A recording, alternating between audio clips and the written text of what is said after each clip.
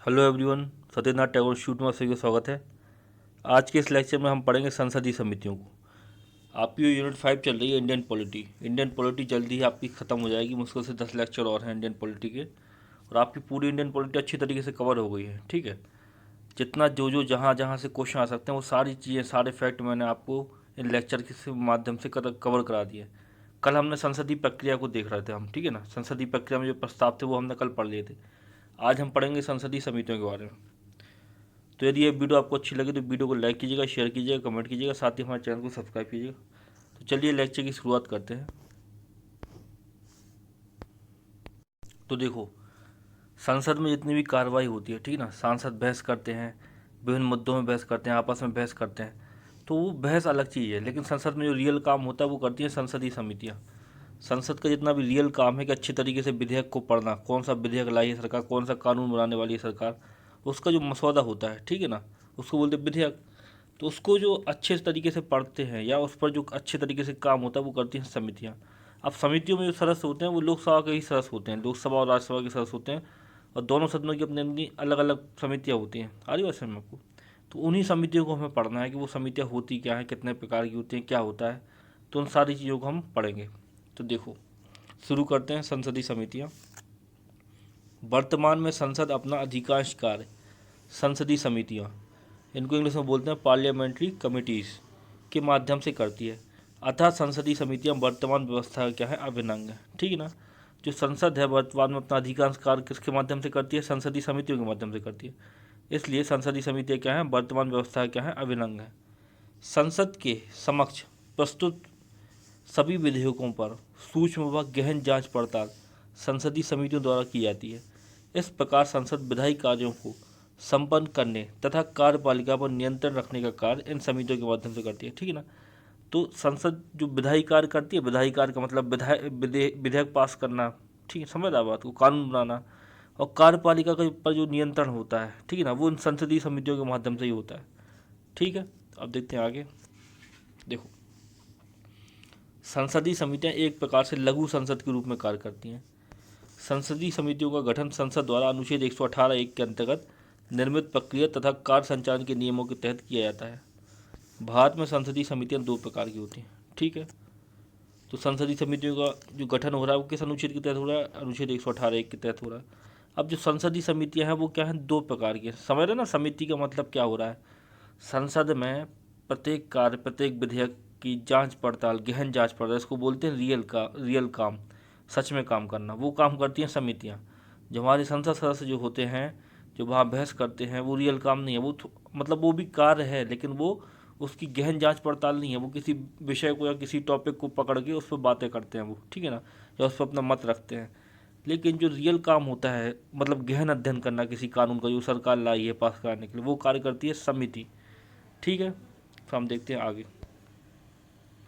तो समितियाँ कितने प्रकार की होती है, संसद की दो प्रकार की समितियाँ होती हैं। पहली होती है, एक होती है स्थायी समिति, जिसको इंग्लिश में बोलते हैं स्टैंडिंग कमिटीज़। ठीक है, एक होती है अस्थायी समिति या तदर्थ समिति, इसको बोलते हैं एडॉक कमेटी, इसको इंग्लिश में बोलते हैं। अरे सर, तो देखो स्थायी समितियों में क्या होता है। तो देखो, स्थायी समितियां वे हैं जो हमेशा अस्तित्व में रहती हैं और जिनके सदस्यों का चयन प्रत्येक वर्ष या निर्धारित समय के अनुसार किया जाता है। तो ऐसी समितियां जो हमेशा क्या रहती हैं, अस्तित्व में रहती हैं, मतलब इनका मतलब ये कभी ऐसा नहीं होता कि किसी विशेष प्रयोजन के लिए बनाए जाएं, बाकी समय पे ये समिति न रहे। ये समिति हमेशा उपस्थित रहती है। इसमें प्रत्येक वर्ष जो होते हैं, इसके जो सदस्य होते हैं वो निर्वाचित होते हैं इसमें, ठीक है ना। और इन सदस्यों का जो कार्यकाल होता है वो भी निश्चित समय के लिए होता है, ठीक है ना, निर्धारित समय के लिए होता है। फिर देखते हैं अस्थायी समिति या तदर्थ समिति, ये क्या होती है। अस्थायी या तदर्थ समितियां वे हैं जो किसी विशेष उद्देश्य के लिए बनाई जाती हैं तथा उद्देश्य पूरा होने के बाद जिनका अस्तित्व समाप्त हो जाता है। समझ रहे आप। तो इस दो प्रकार की समितियां होती है, एक होती है स्थायी समिति, एक होती है अस्थायी समिति। स्थायी समिति जिनका हमेशा वजूद बना रहता है और जो हमेशा रहती है, और एक निर्धारित समय के बाद उसमें सदस्यों की भर्ती होती है, मतलब उसमें नए सदस्य आते हैं, ठीक है, उसका एक निश्चित समय होता है, उनका कार्यकाल निश्चित होता है उन सदस्यों का। अस्थायी समिति ऐसी समिति होती है जो हमेशा विद्यमान नहीं रहती। इनको किसी विशेष प्रयोजन के लिए गठित किया जाता है, और जब वो प्रयोजन पूरा हो जाता है जिस कार्य के लिए इनको गठित किया गया, जब वो कार्य पूरा हो जाता है तो इन समितियों की क्या होती है, समाप्ति हो जाती है, उनको बोलते हैं स्थायी समिति। ठीक है, अब हम देखते हैं स्थायी समितियाँ कितने प्रकार की होती हैं। ठीक है, तो देखो, तो हमने पहले तो समिति पढ़ ली, समिति है क्या, फिर हमने पढ़ ली उसके प्रकार की, समितियों के कितने प्रकार हैं, 2 प्रकार हैं, स्थायी समिति और अस्थायी समिति। अस्थायी समिति को तदर्थ समिति भी बोलते हैं। अब हम पढ़ रहे हैं स्थायी समितियों को, मतलब स्थायी समिति में कितने प्रकार की समितियाँ हैं, उनको हमें एक एक करके पढ़ना है। आ रही ना बात हमें? तो देखो, स्थायी समितियों को उनके कार्य के आधार पर निम्नलिखित वर्गों में विभक्त किया गया है। ठीक है, तो देखो, वित्तीय समिति भी स्थायी समितियाँ होती हैं, विभागीय समितियाँ, जांच समितियाँ, सदन की समितियाँ, छानबीन की समितियाँ, सेवा की समितियाँ, ये सारी समितियाँ जो हैं ये स्थायी समितियाँ हैं। इन सबको हमें पढ़ना है। ठीक है ना, इसमें से वित्तीय समिति हैं, ये बहुत ही इंपॉर्टेंट है। ठीक है, यहाँ से क्वेश्चन आते हैं, हमेशा पूछते हैं। ठीक है, तो ये बहुत ही इंपॉर्टेंट है वित्तीय समितियाँ।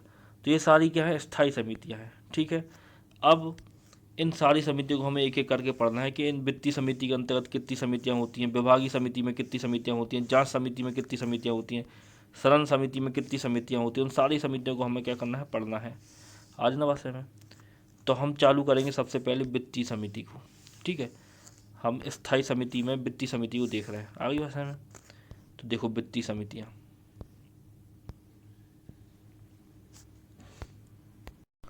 तो वित्तीय समिति जो है वो निम्न प्रकार की होती है। ठीक है, अब वित्तीय समिति में पहला भाग है प्राक्कलन समिति का। ठीक है, एस्टीमेट्स कमेटी इसको इंग्लिश में बोलते हैं। ठीक है, तो देखते हैं हम प्राक्कलन समिति है क्या। तो देखो, संसद की स्थायी समितियों में यह सबसे बड़ी समिति है। प्राक्कलन समिति जो है वो स्थायी समितियों में सबसे बड़ी समिति है। समझ रहे? इस समिति का गठन सिर्फ लोकसभा में किया जाता है। प्राक्कलन समिति का गठन केवल लोकसभा में होता है, राज्यसभा में इसका गठन नहीं होता। ठीक है, यहीं से इम्पोर्टेंट चीज़ें आपकी चालू हो रही हैं। ध्यान रखो, ध्यान से गौर से सुनो मैं क्या क्या पढ़ा रहा हूँ। पहला ही पॉइंट ये है कि संसद की स्थायी समितियों में सबसे बड़ी समिति कौन सी है, प्राक्कलन समिति है। इस समिति का गठन केवल लोकसभा में होता है। प्राक्कलन समिति जो होती है उसका गठन केवल लोकसभा में होता है। इसमें लोकसभा के कुल 30 सदस्य होते हैं, राज्यसभा के सदस्यों को इसमें शामिल नहीं किया था। समझ आप? तो प्राक्कलन समिति जो है वो लोकसभा की समिति है। ठीक है, और सबसे बड़ी स्थायी समिति है, इसमें 30 सदस्य होते हैं, लोकसभा के सदस्य होते हैं। सदस्य का मतलब जो लोकसभा के जो मेंबर हैं, समझ रहे, मेंबर ऑफ पार्लियामेंट जो चुन के आते हैं वो इसके सदस्य होते हैं। ठीक है, और राज्यसभा के सदस्य जो होते हैं वो प्राक्कलन समिति में शामिल नहीं होते हैं। फिर हम आगे देखते हैं प्राक्कलन समिति में इसके सदस्यों का चुनाव लोकसभा अपने सदस्यों में से अनुपातिक प्रतिनिधित्व पद्धति के अनुसार एकल संक्रमणी मत प्रणाली द्वारा करती है। इसका कार्यकाल 1 वर्ष होता है। ठीक है, जो प्राक्कलन समिति है, देखो ये सब चीज़ें याद रखना है। कुल 30 सदस्य होते हैं इसमें। ठीक, केवल लोकसभा के सदस्य में शामिल होते हैं। इसके सदस्यों का चुनाव लोकसभा क्या करती है, अपने सदस्यों में से करती है। किस पद्धति के आधार पर करती है, वो करती है अनुपातिक प्रतिनिधित्व पद्धति के अनुसार। ठीक है ना, अनुपातिक प्रतिनिधित्व पद्धति की एकल संक्रमणी मत प्रणाली के द्वारा, जिस पद्धति से राष्ट्रपति का चुनाव होता है उसी पद्धति से प्राक्कलन समिति के सदस्यों का चुनाव होता है। प्राक्कलन समिति का कार्यकाल कितना होता है, 1 वर्ष होता है। ठीक है, फिर देखो आगे, इसका गठन लोकसभा में बजट प्रस्तुत किए जाने के बाद होता है। जब बजट प्रस्तुत हो जाता है उसके बाद क्या होता है, प्राक्कलन समिति का गठन होता है। मंत्री, समझ रहे ना, 1 साल इसका कार्यकाल होता है। ठीक है, स्थायी समिति है ये मत समझना इस लाइन से कि ये अस्थायी समिति, ये स्थायी समिति है। तो अब 1 साल इसका कार्यकाल होता है, तो फिर 1 साल बाद फिर उसको गठित करना पड़ेगा। समझ रहे ना, मतलब इसको गठित करना है। अस्थायी समितियाँ वो समितियाँ हैं जिनका क्या है, जो विशेष प्रयोजन के लिए बनाई जाती हैं स्थायी समितियाँ, और फिर उसको क्या होता है, भंग कर देते हैं। फिर पता नहीं कब बनेगी, लेकिन ये समिति हर साल बनती है। समझ, इसलिए ये स्थायी समिति है। फिर देखो आगे, मंत्रिपरिषद का कोई सदस्य इसमें शामिल नहीं किया था। जो प्राक्कलन समिति होती है उसमें मंत्रिपरिषद का कोई सदस्य शामिल नहीं होता है। ठीक है, फिर देखो आगे, इसका प्रमुख कार्य वार्षिक बजट से संबंधित होता है। वार्षिक बजट से संबंधित प्रमुख कार्य होता है प्राक्कलन समिति का। फिर देखते हैं आगे, जब सरकार द्वारा आर्थिक नीतियाँ बनाकर उसे क्रियान्वित करने के लिए संसद के समक्ष मांग प्रस्तुत की जाती है, तो सरकार द्वारा प्रस्तावित व्यय पर समीक्षा करने के लिए समिति का गठन किया जाता है। समझ रहे ना बात? जब सरकार क्या करती है, आर्थिक नीतियाँ बनाती है, उसे क्रियान्वित करने के लिए संसद की समक्ष क्या करती है, मांग प्रस्तुत करती है। मांग मतलब पैसों की डिमांड करना। तो सरकार द्वारा प्रस्तावित जो व्यय होता है, जो पैसों की डिमांड होती है, उसकी समीक्षा करने के लिए समिति का गठन किया था। किस समिति का गठन किया था, प्राक्कलन समिति का गठन किया था। देखो फिर इस समिति के वर्तमान अध्यक्ष गिरीश बापटा हैं। वर्तमान में जो प्राक्कलन समिति है उसके अध्यक्ष कौन है? गिरीश बापटा है। फिर देखो आगे, यह समिति सरकारी अपव्यय रोकने की सिफारिश करती है, अतः इसे स्थायी मितव्ययता समिति भी कहते हैं। जो सरकारी अपव्यय है मतलब फालतू का खर्चा, उसको रोकने की सिफारिश करती है प्राक्कलन समिति, इसलिए प्राक्कलन समिति को क्या बोलते हैं? स्थायी मितव्ययता समिति भी बोलते हैं, एक अन्य नाम है प्राक्कलन समिति का। ठीक है, फिर हम देखते हैं आगे।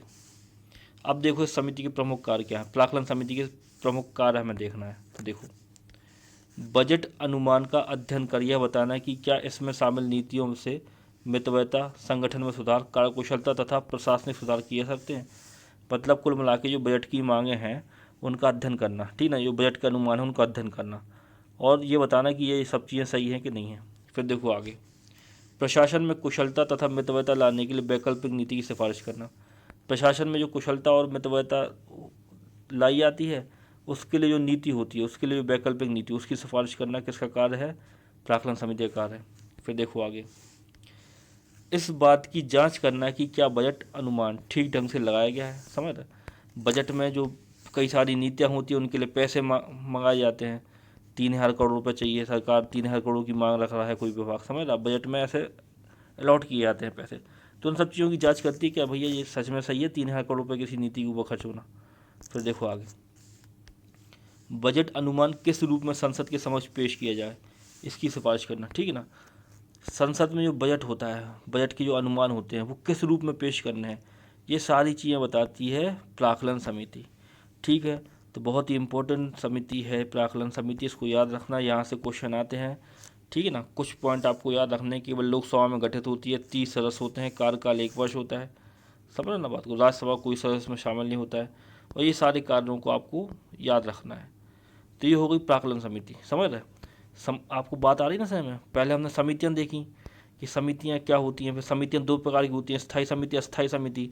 फिर हम स्थायी समितियों के प्रकार देख रहे हैं। तो स्थायी समितियों के कितने प्रकार हैं? स्थायी समिति का एक प्रकार है वित्तीय समिति। अब हम वित्तीय समिति को पढ़ रहे हैं, ठीक है ना। तो वित्तीय समिति में पहली समिति थी प्राक्कलन समिति। अब वित्तीय समिति में दूसरी समिति है लोक लेखा समिति। ठीक है, तो लोक लेखा समिति को पढ़ेंगे हम, द पब्लिक अकाउंट कमेटी। ये भी बहुत इंपॉर्टेंट है, यहाँ से क्वेश्चन आते हैं।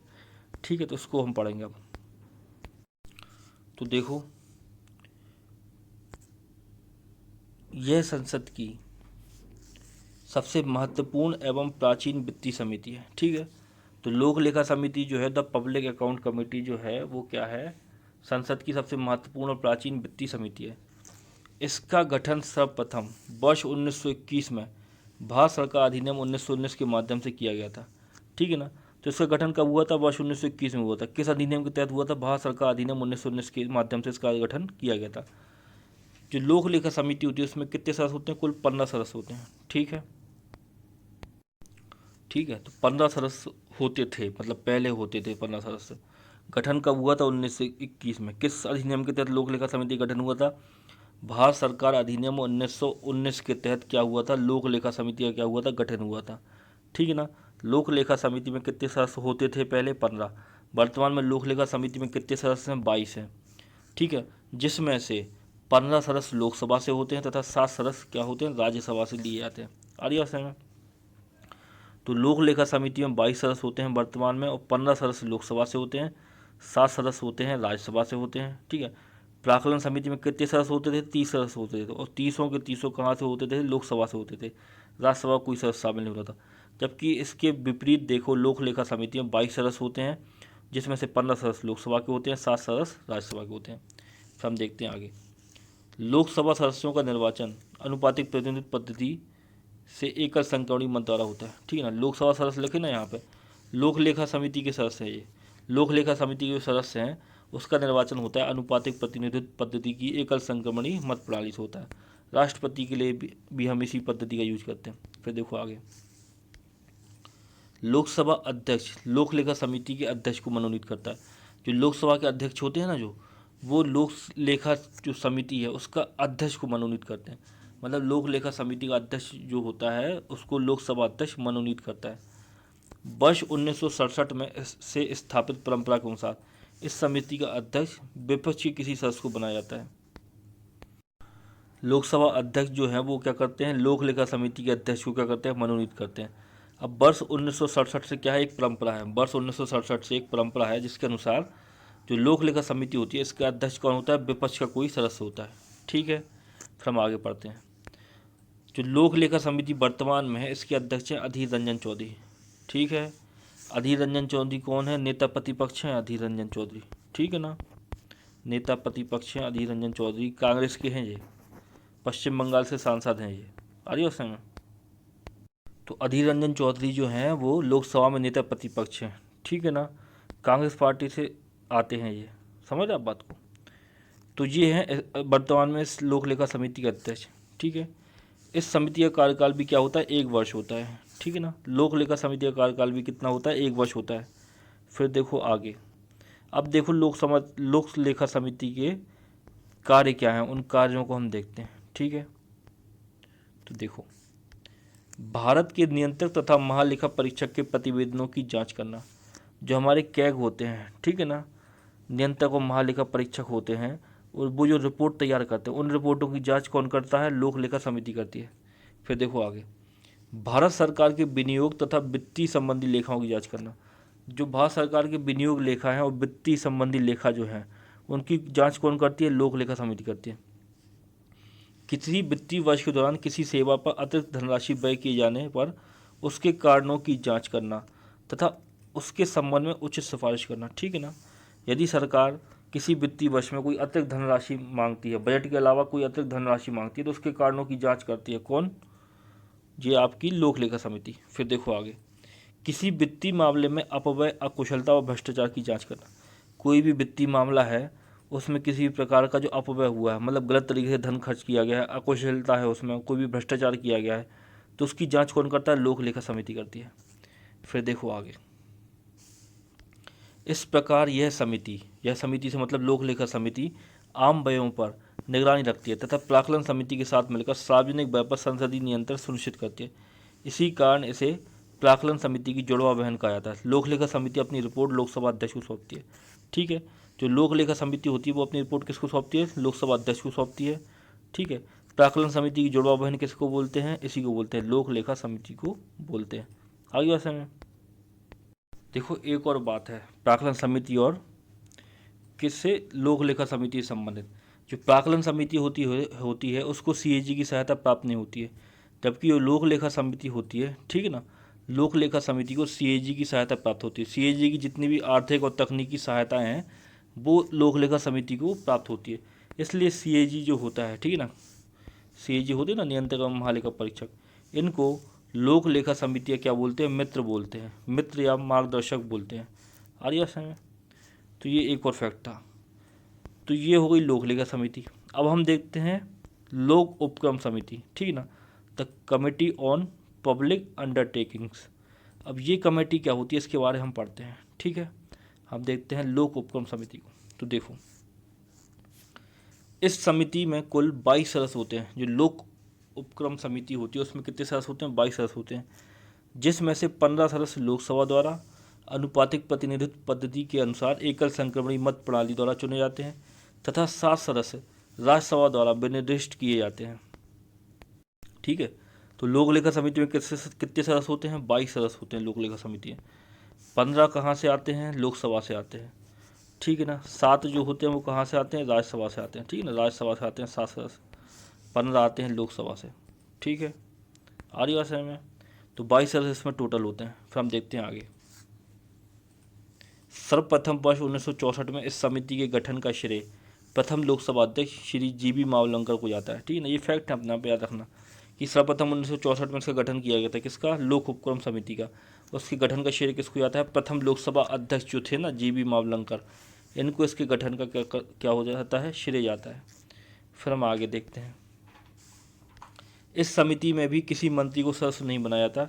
यदि कोई सदस्य मंत्री बन जाता है तो वह समिति का सदस्य नहीं रह जाता। समझ रहे आप। जो लोक उपक्रम समिति होती है, ठीक है ना, the committee on public undertakings जो होती है, उस कमेटी में किसी भी मंत्री को सदस्य नहीं बनाया जाता। यदि कोई मंत्री सदस्य बन जाता है, ठीक है ना, तो फिर वह समिति का सदस्य नहीं रहता। फिर देखो आगे, जो लोक उपक्रम समिति जो होती है इसका कार्यकाल भी कितना होता है, 1 वर्ष का होता है। ठीक है, फिर देखो आगे, समिति के कार्य इस प्रकार है। देखो पहला कार्य क्या है समिति का, नियंत्रक एवं महालेखा परीक्षक द्वारा सरकारी उपक्रमों के संबंध में प्रस्तुत प्रतिवेदनों की जांच करना।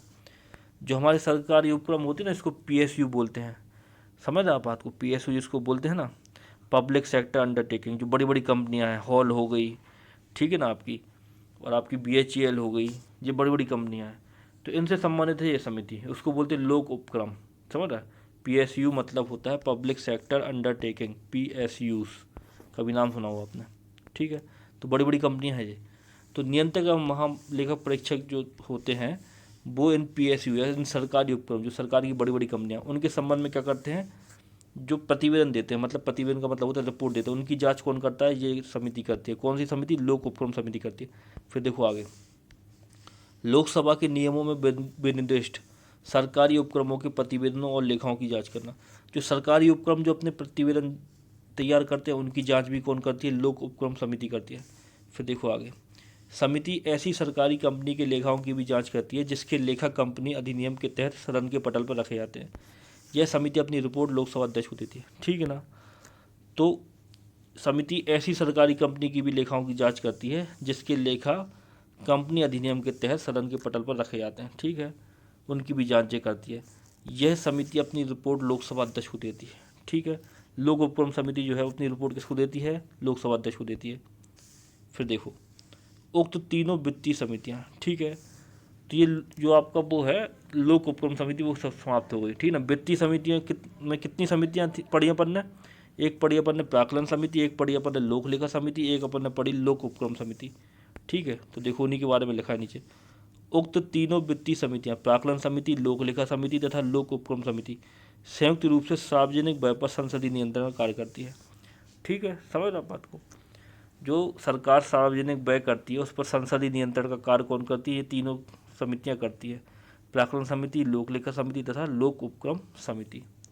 तो ये हो गई वित्तीय समितियां समाप्त। अब हम देखते हैं विभागीय समितियां। देखो यहाँ पे स्थायी समितियों को पढ़ रहे ना, स्थायी समितियों में हमने वित्तीय समितियों को पढ़ लिया। वित्तीय समितियों में हमने 3 समितियां पढ़ी हैं, ठीक है ना, लोक लेखा समिति, प्राक्कलन समिति, ठीक है, और लोक उपक्रम समिति। अब स्थायी समिति में अगली हेडिंग है विभागीय समितियां। अब उन विभागीय समितियों के बारे में हम पढ़ना चालू करते हैं। तो देखो, लोकसभा की नियम समिति ने वर्ष 1989 में विभागीय समितियों की स्थापना की सिफारिश की थी, ठीक ना। जो लोकसभा की जो नियम समिति थी उसने 1989 में क्या किया, विभागीय समितियां या विषयगत समितियां जो हैं इनकी स्थापना की क्या की बात कही। इस सिफारिश के परिणाम स्वरूप 3 विषयगत समितियां या विभागीय समितियों का क्या किया गया, निर्माण किया गया। पहली थी कृषि समिति, एक थी पर्यावरण वन समिति तथा दूसरी थी विज्ञान एवं प्रौद्योगिकी समिति, ठीक है। विभागीय समितियां जो हैं इसी को बोलते हैं विषयगत समितियां। इनके गठन का सबसे पहले किसने बोला, लोकसभा की नियम समिति ने वर्ष 1989 में विभागीय समितियों के गठन की बात की थी, ठीक ना। इस सिफारिश के परिणाम स्वरूप क्या किया गया, 3 समितियां बनाई गई थी। सबसे पहले 3 विभागीय समिति थी। पहली विभागीय समिति थी कृषि समिति, दूसरी थी पर्यावरण एवं वन समिति, तीसरी थी विज्ञान एवं प्रौद्योगिकी समिति, ठीक है। फिर देखो आगे, वर्ष 2004 में स्थायी संसदीय समितियों की संख्या 17 से बढ़ाकर 24 कर दी गई।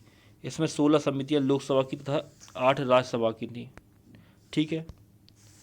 फिर देखो आगे, प्रत्येक विभागीय समिति में कुल 31 सदस्य होते हैं जिसमें से लोकसभा से 21 तथा राज्यसभा से 10 सदस्य लिए जाते हैं, ठीक है। तो ये लिखा ना कि पहले कितनी थी, पहले शुरू में 3 बनी थी विभागीय समितियाँ, ठीक है, वो 3 मैंने आपको बता दी कौन कौन सी है। फिर क्या हुआ, वर्ष 2004 में क्या हुआ, इनकी संख्या कितनी कर दी, 17 से बढ़ाकर 24 कर दी, जिसमें से 16 विभागीय समिति हैं लोकसभा से, 8 विभागीय समितियाँ हैं राज्यसभा से। आ रही बात समझ में। फिर देखो आगे, प्रत्येक विभागीय समिति में कुल 31 सदस्य होते हैं, 31 सदस्य होते हैं प्रत्येक विभागीय समिति में, जिसमें से लोकसभा से 21 तथा राज्यसभा से 10 सदस्य लिए जाते हैं, ठीक है। फिर हम देखते हैं विभागीय समितियों के कार्य, कि विभागीय समितियों के कार्य होते क्या हैं। तो देखो, संबंधित विभाग अथवा मंत्रालय की बजट मांगों पर विचार कर रिपोर्ट देना। जो संबंधित विभाग होता है, ठीक है ना, विभागीय समितियाँ पढ़ रहे हैं हम, विभागीय समितियों की संख्या कितनी है, 24 है। इसमें कुल कितने सदस्य होते हैं, 31 सदस्य होते हैं, लोकसभा से 21, राज्यसभा से 10। ये लिखा दो सब यहाँ पर, ठीक है ना। ये सब चीज़ें मैं जो बोल रहा हूँ ये सब लिखी हुई हैं, देखो देखो देखो, ठीक है ना। फिर देखो आगे, संबंधित विभाग या जो मंत्रालय होता है वो बजट की जो मांग रखता है उसकी जांच कौन करता है या उसके संबंध में रिपोर्ट कौन देता है, ये विभागीय समितियाँ देती है। फिर देखो आगे, संबंधित विभाग की वार्षिक रिपोर्ट पर विचार करना। प्रत्येक विभाग जो होता है सरकार का वो क्या करता है, अपनी एक वार्षिक रिपोर्ट तैयार करता है। उसकी जांच कौन करता है, उसकी जांच भी कौन करता है या उस पर विचार कौन करता है, ये विभागीय समितियाँ करती हैं। फिर देखो, संबंधित विभाग के ऐसे विधेयकों पर विचार करना जो अध्यक्ष या सभापति द्वारा सौंपे जाएं। यदि अध्यक्ष या सभापति कोई विधेयक जो है वो किसी विभाग का इन विभागीय समितियों को सौंपते हैं तो ये विभागीय समितियाँ उसकी जांच करती हैं। मान लो जैसे आपका जैसे रक्षा विभाग है, रक्षा विभाग से संबंधित किसी विधेयक पर विचार विमर्श करना है तो जो अध्यक्ष हैं या जो लोकसभा के अध्यक्ष हैं या जो राज्यसभा के सभापति हैं वो उस विधेयक को इन विभागीय समितियों को सौंप सकते हैं कि आप इसकी जांच करो, इस पर पता करो उसमें लिखा क्या, उस पर विचार करो। फिर देखो आगे, सरकार की दीर्घकालिक नीतियों पर विचार करना। ये समितियां प्रतिदिन के प्रशासनिक मामलों पर विचार नहीं करती, ठीक है ना।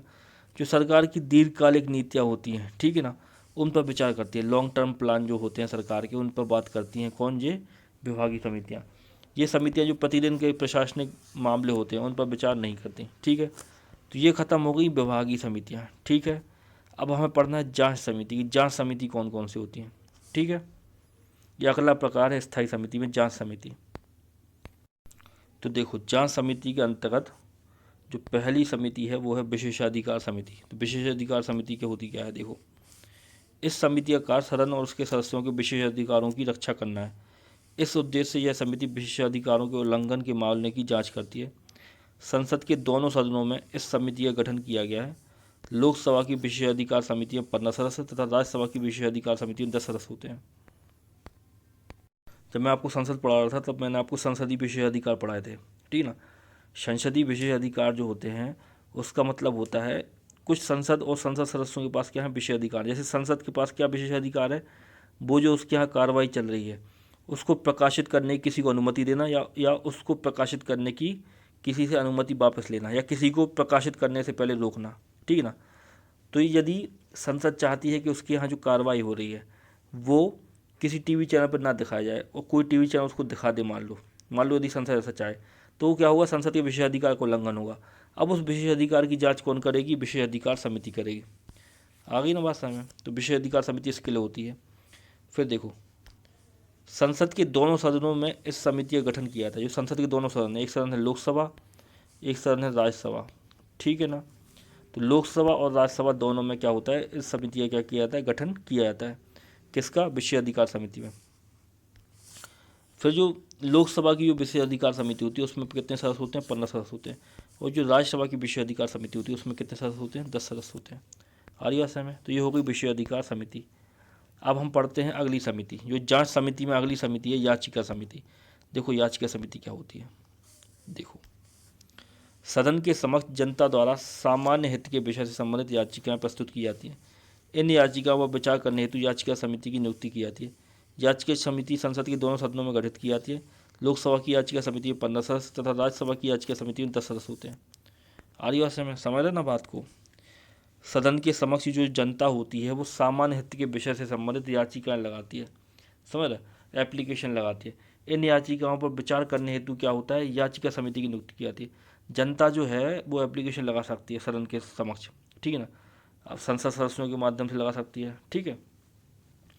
फिर जो याचिका होती है इन पर विचार करने के लिए क्या बनी हुई है, याचिका समिति बनी हुई है, ठीक है। अब जो याचिका समिति होती है लोकसभा में भी गठित की जाती है और राज्यसभा में भी गठित की जाती है।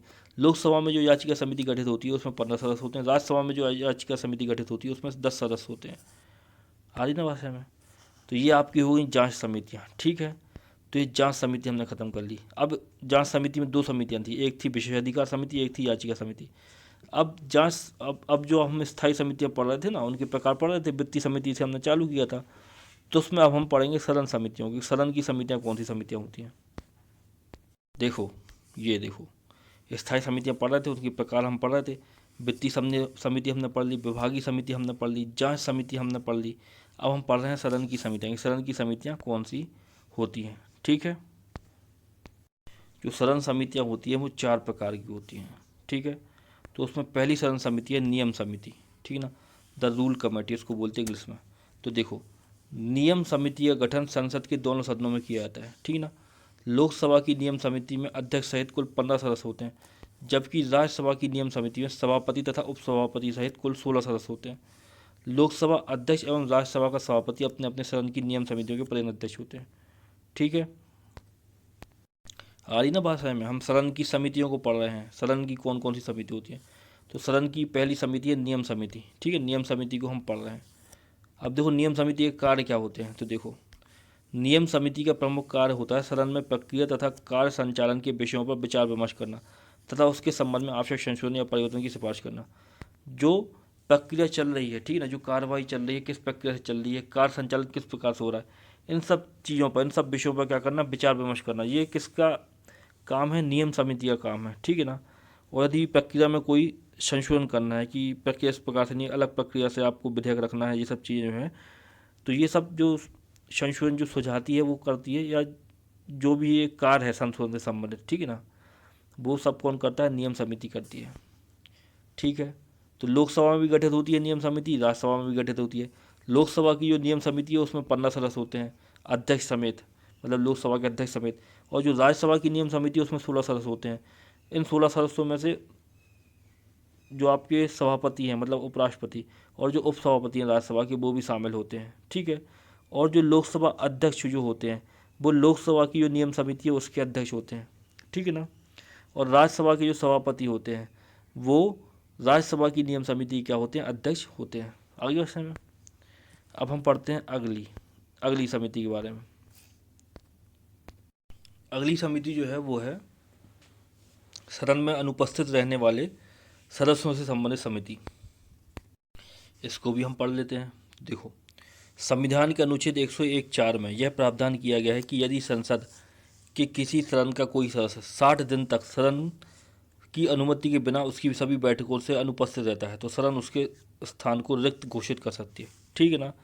जो संविधान का अनुच्छेद 104 है वो उसमें ये लिखा हुआ है कि जो संसद का जो सदस्य होता है, ठीक ना, संसद का जो सदस्य होता है वो किसी भी सदन का हो, चाहे वो लोकसभा का हो चाहे वो राज्यसभा का हो, ठीक है।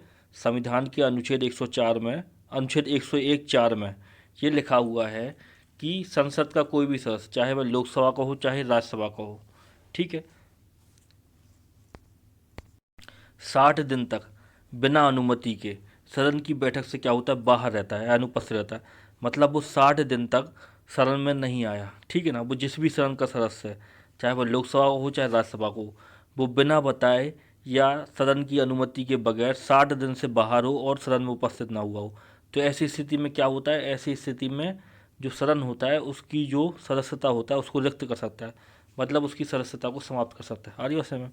फिर देखो आगे, राज्यसभा द्वारा यह कार्य स्वयं किया जाता है, किंतु लोकसभा में इसके लिए एक समिति गठित की जाती है। इसमें कुल 15 सदस्य होते हैं जो अध्यक्ष द्वारा 1 वर्ष के लिए मनोनीत किए जाते हैं, ठीक है। तो जो सदन में अनुपस्थित रहने वाले सदस्य हैं उनके से संबंधित जो विषय हैं, मतलब कौन अनुपस्थित है, किसको 60-70 दिन हो गए, किसको 50 दिन हुए, कौन 30 दिन से गायब है, तो इन सब से संबंधित जो विषय है उसकी जो गणना करती रहती है जो समिति, वो होती है सदन में अनुपस्थित रहने वाले सदस्यों से संबंधित समिति। राज्यसभा में ये समिति नहीं होती है, ठीक है, ये वाली समिति राज्यसभा में नहीं बनती है, राज्यसभा ये कार्य स्वयं कर लेती है। और जो लोकसभा होती है, लोकसभा में ये समिति होती है। अब लोकसभा में जो ये समिति होती है उसमें 15 सदस्य होते हैं, ठीक है ना, जो अध्यक्ष द्वारा 1 वर्ष के लिए मनोनीत किए जाते हैं। और जो सदन में अनुपस्थित रहने वाले सदस्यों से संबंधित समिति है ये केवल लोकसभा में रहती है और इसके सदस्यों को क्या होता है, मनोनीत किया जाता है, निर्वाचित नहीं किया जाता। आगे बात है। अगली समिति है कार्य मंत्रणा समिति। कार्य मंत्रणा समिति क्या है देख लो। देखो यह समिति संसद के दोनों सदनों में गठित की जाती है। कार्य मंत्रणा समिति जो है वो संसद के दोनों सदनों में गठित की जाती है। लोकसभा की समिति में अध्यक्ष सहित कुल 15 सदस्य होते हैं तथा राज्यसभा की समिति में सभापति तथा उपाध्यक्ष सहित 11 सदस्य होते हैं। आर्य नंबर समय में जो कार्य मंत्रणा समिति है ये दोनों सदनों में क्या होती है, गठित की जाती है। कार्य मंत्रणा समिति दोनों सदनों में गठित की जाती है। लोकसभा की जो कार्य मंत्रणा समिति है उसमें अध्यक्ष सहित कुल 15 सदस्य होते हैं और जो राज्यसभा की जो कार्य मंत्रणा समिति है उसमें सभापति तथा उपसभापति समेत 11 सदस्य होते हैं, ठीक है, ये चीज़ याद रखना। फिर देखो आगे, अध्यक्ष तथा सभापति अपने अपने सदन की कार्य मंत्रणा समिति के सदन के अध्यक्ष होते हैं। समझ आप बात को। जो लोकसभा की जो कार्य मंत्रणा समिति है उसका अध्यक्ष कौन होता है? लोकसभा का अध्यक्ष। और जो राज्यसभा की कार्य मंत्रणा समिति है उसका अध्यक्ष कौन होता है? उपसभापति। जो राज्यसभा का जो सभापति होता है वो होता है। समझ रहे ना बात को। और जो लोकसभा की जो कार्य मंत्रणा समिति है उसमें 15 सदस्य होते हैं, और जो राज्यसभा की कार्य मंत्रणा समिति है उसमें 11 सदस्य होते हैं। ठीक है, अब हम आगे देखते हैं। जो कार्य मंत्रणा समिति होती है यह इस बात की सिफारिश करती है कि सदन के विधायी तथा अन्य कार्यों को पूरा करने के लिए कितना समय दिया जाए। जो कार्य मंत्रणा समिति उसके नाम से स्पष्ट हो रहा, वह यह क्या करती है, यह डिसाइड करती है या इस बात की सिफारिश करती है कि जो सदन है, ठीक है ना, उसमें जो विधायी तथा अन्य कार्य हैं उनको पूरा करने के लिए कितना समय दिया जाए। ठीक है, तो हम देखते हैं आगे। किसी विशेष विषय पर सदन के विचार विमर्श किया जाए अथवा नहीं, इसकी सिफारिश भी यही समिति करती है तथा उसके लिए समय निर्धारित करती है। कोई भी विशेष विषय है, कोई भी घोटाला है, कोई भी चीज़ है, तो उस पर विचार विमर्श किया जाए या ना किया जाए, इसकी सिफारिश भी कौन करती है? यही समिति करती है। और उसके लिए समय भी निर्धारित कौन करती है? कार्य मंत्रणा समिति करती है। आ गया समय, ये हम कौन सी समितियाँ पढ़ रहे हैं? ये सब हम सदन की समितियाँ पढ़ रहे हैं, समझ रहे ना आप। तो सदन की समितियाँ, पहली समिति थी नियम समिति, ठीक है। फिर उसमें दूसरी समिति थी आपकी सदन में अनुपस्थित रहने वाले सदस्यों से संबंधित समिति। तीसरी समिति थी कार्य मंत्रणा समिति, इसको भी हमने देख लिया, ठीक है। अब अगली समिति जो है इसी में सदन की समितियों में, वो है निजी विधेयकों तथा संकल्पों से संबंधित समिति। तो देखो, लोकसभा में गैर सरकारी विधेयकों तथा संकल्पों पर विचार विमर्श हेतु समय नियत करने के लिए एक प्रत्येक समिति गठित की जाती है। कौन सी समिति पढ़ रहे हैं हम? निजी विधेयकों तथा संकल्पों संबंधी समिति पढ़ रहे हैं, समझ रहे ना। तो ये समिति जो है वो क्या करती है? लोकसभा में जो गैर सरकारी विधेयक हैं, मतलब जो ऐसे विधेयक जो उन सदस्यों द्वारा लाए जाते हैं सरकार का हिस्सा नहीं है, तथा संकल्पों पर विचार विमर्श हेतु समय नियत करने के लिए एक पृथक समिति गठित की जाती है। इस समिति में कुल 15 सदस्य होते हैं। लोकसभा का उपाध्यक्ष इस समिति का प्रधानाध्यक्ष होता है। यह समिति किसी गैर सरकारी सदस्य द्वारा प्रस्तुत संविधान संशोधन विधेयक को लोकसभा में पेश किए जाने से पूर्व उसकी जांच करती है। इसे गैर सरकारी सदस्यों के विधेयकों तथा संकल्पों संबंधी समिति भी कहा जाता है। ठीक है, देखो अब समझो कि ये समिति है क्या। तो जो विधेयक होते हैं, ठीक ना, वो सरकार भी लाती है, सरकार के सदस्य लाते हैं। और विधेयक जो होते हैं वो विधेयक और संकल्प जो होते हैं, ठीक है ना, संकल्प समझ रहे ना, विधेयक और संकल्प जो होते हैं, प्रस्ताव होता है, वो विपक्ष के सदस्य भी लाते हैं। जब विपक्ष के सदस्य जो प्रस्ताव लाते हैं उसको बोलते हैं निजी प्रस्ताव, या गैर सरकारी प्रस्ताव बोलेंगे, या गैर सरकारी विधेयक बोलेंगे। ऐसा विधेयक जो जो विपक्ष के सदस्य लाए हैं उसको बोलेंगे निजी विधेयक या गैर सरकारी विधेयक। तो गैर सरकारी विधेयक और संकल्प जो हैं उन पर विचार विमर्श कौन सी समिति करती है? ये वाली समिति करती है, निजी विधेयकों तथा संकल्पों संबंधी समिति। इसके नाम से स्पष्ट हो रहा, समझ रहे। इस समिति में कितने सदस्य होते हैं? इस समिति में 15 सदस्य होते हैं। और जो लोकसभा का उपाध्यक्ष होता है, एक होते हैं अध्यक्ष और जो दूसरे होते हैं उपाध्यक्ष, ठीक है ना, वो इसके क्या होते हैं? पदेन अध्यक्ष होते हैं। आगे भाषा में तो ये है निजी विधेयकों तथा संकल्पों संबंधी समिति। थोड़ा सा और देख लो, यह समिति किसी गैर सरकारी सदस्य द्वारा प्रस्तुत संविधान संशोधन विधेयक को लोकसभा में पेश किए जाने से पूर्व उसकी जांच करती है। यदि कोई गैर सरकारी सदस्य है जो संविधान संशोधन विधेयक लाना चाहता है, तो संविधान संशोधन विधेयक को जो वो ला रहा है उससे पहले उसकी जांच करती है कौन समिति? यही निजी विधेयकों तथा संकल्पों संबंधी समिति। ठीक है, जो निजी विधेयकों तथा संकल्पों संबंधी समिति है इसको गैर सरकारी सदस्यों के विधेयकों तथा संकल्पों संबंधी समिति भी कहा जाता है। समझ लेना बात को आप। जो निजी विधेयक है, प्राइवेट बिल जिसको बोलते हैं, निजी विधेयक तथा संकल्पों संबंधी समिति को ही गैर सरकारी सदस्यों के विधेयकों तथा संकल्पों संबंधी समिति कहा जाता है। निजी विधेयक जो होते हैं वो गैर सरकारी सदस्य जो होते हैं वही पेश करते हैं, समझ रहे आप। तो यहाँ पर आप ये भी लिख सकते हैं गैर सरकारी सदस्यों के विधेयकों तथा संकल्पों संबंधी समिति, तो ऐसा भी बोल सकते हैं समिति को। तो आ गई समझ बात समझ में। तो ये होगा निजी विधेयकों तथा संकल्पों संबंधी समिति, ठीक है।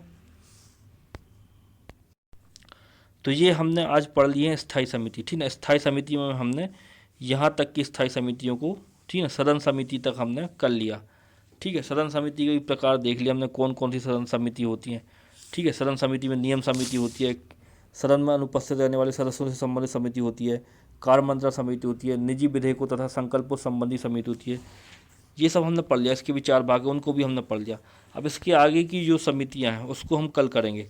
साथ ही साथ जो इस समिति के जो आगे ये समिति जब दोनों हो जाएंगी तो आपकी स्थायी समिति समाप्त हो जाएगी। इसके बाद हम अस्थायी समिति के बारे में भी पढ़ेंगे, ठीक है, तो अगले लेक्चर में हम इन सब चीज़ों को करने वाले हैं। तो आज के लेक्चर में यहीं तक करते हैं, कल फिर मिलेंगे नए लेक्चर के साथ में। धन्यवाद।